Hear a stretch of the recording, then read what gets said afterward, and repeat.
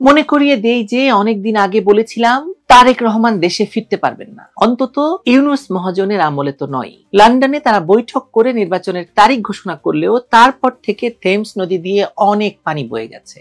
সর্বশেষ বলাবলি হচ্ছে যে তারেক রহমানের ফেরা হবেই না, তার আবার 7ই নভেম্বর কি? আসুন তো জানার চেষ্টা করি। এবারও বিএনপি মনে করছে যে তারা ডক্টর ইউনূসের হাত থেকে একটি তথাকথিত নির্বাচনের মাধ্যমে ক্ষমতার দণ্ডটি নিয়ে নেবে। এসব নিয়েই বিগত 1 বছরেরও বেশি সময় ধরে ইউনূস সরকারের সঙ্গে বিএনপি আঁতাত করে চলেছে। তারেক রহমান ফিরলে তাদের বিজয় আর কেউ ঠেকিয়ে রাখতে পারবে না। কিন্তু অনেক বিশ্লেষকই বলছেন যে তারেক রহমান ফিরতে পারবেন না। ইউনূস, জামায়াত, এনসিপি মিলে তাকে ফিরতে দেবে না। আমিও মনে করি যে তারেক রহমানের ফেরা হবে না বাংলাদেশে। আর বাংলাদেশের রাজনীতিতে বিএনপির অবস্থা দিন দিন আরো ভয়ঙ্কর হতে থাকবে, কথা আমি বহুদিন ধরে বলে আসছি। যদি না এর মাঝখানে আরো বড় কোনো ঘটনা ঘটে যায়। এই ভূমিকার পরে আমার বক্তব্যের যুক্তি দেওয়ার জন্য আমি যা বলতে চাই তা হলো, বিএনপি ভেবেছিল যে তারা ইউনূসকে ম্যানেজ করে ফেলতে পারবে। এখন বিষয়টা আরেকটু খোলাসা করি তাহলে। বিএনপি আসলে বলেছে না প্রতারিত হয়েছে, তারা প্রতারিত হয়নি। তারা জানতো ইউনূস সরকার কি নিয়ে খেলছে, কারা স্ক্রিপ্ট লিখছে এবং সেই স্ক্রিপ্টে তাদের নিজেদের ভূমিকা কি। রাজনৈতিক থিয়েটারে বিএনপি সবসময় দর্শকের ভান করে থাকে বটে, কিন্তু মঞ্চের নিচে থেকেই তারা সংলাপ ফিস ফিস করে বলে যায়। ইউনূস সরকারের সঙ্গে তাদের আঁতাত ছিল কৌশলগত, কিন্তু সেই কৌশল এখন তাদেরই গলায় দড়ি হয়ে গেছে।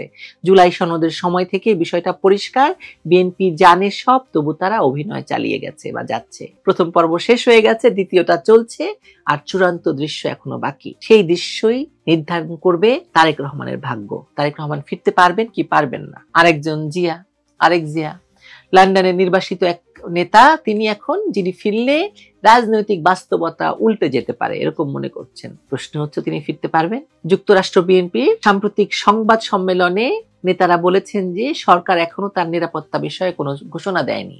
অর্থাৎ ভয়টা তো বাস্তব।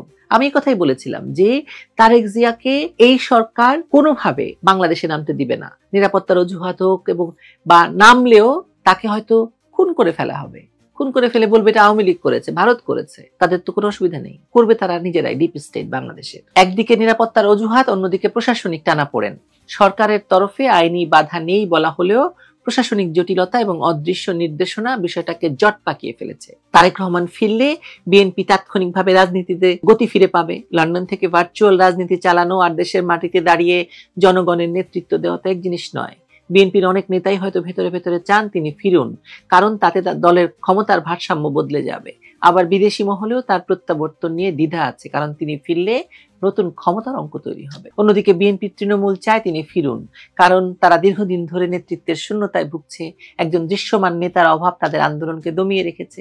তারেক রহমান দেশে ফিরলে সেই শূন্যতা পূরণ হবে এবং বিএনপির ভেতরকার হতাশা কাটবে। কিন্তু যদি তিনি না ফেরেন, তাহলে সেটি হবে বিএনপির জন্য ভয়ঙ্কর অস্তিত্বের সংকট। দীর্ঘদিনের এই যে প্রবাসী জীবন বা চোখের আড়ালে থাকা নেতৃত্বকে দুর্বল করে দেয়, রাজনীতিকে ক্ষয় করে দেয়।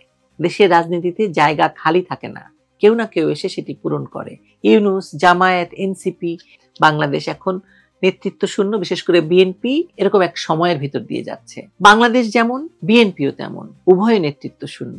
বাংলাদেশের জনগণও এমন এক নেতার খোঁজে আছে যিনি তাদের আশা আকাঙ্ক্ষার প্রতীক হতে পারেন। কিন্তু তারেক রহমান যদি সেই মুহূর্তে অনুপস্থিত থাকেন, তবে তার নামও ইতিহাসের এক পরিত্যক্ত ফুটনোট বা পাদটিকা হয়ে যাবে। আরেক জিয়া দেশে ফিরতে পারেন, নাকি ইতিহাস তাকে নির্বাসিত করেই রাখবে? আমার কেন জানি মনে হয় 7ই নভেম্বর তারেক জিয়া ফিরতে পারবেন।